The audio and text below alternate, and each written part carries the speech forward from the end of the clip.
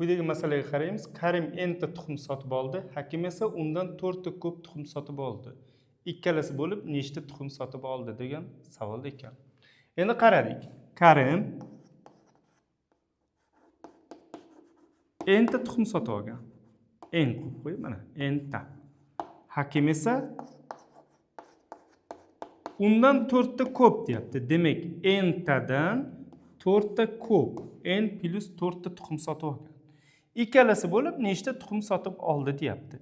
Demak, ikkalasining umumiy tuxumlar sonini topishimiz kerak, qo'shishimiz kerak. Enta Karimniki, n plus 4 ta Hakimniki. Mana n plus 4 ta Hakimniki, entasi Karimniki. Ya'ni n'ga n ni qo'shsak 2n bo'ladi, 2 ta n bo'ladi, plus 4 o'zi yoziladi. Ya'ni 2n plus 4 ta tuxum sotib olgan bo'ladi ikkalasi bo'lib. Javobimiz 2n plus 4 ekan.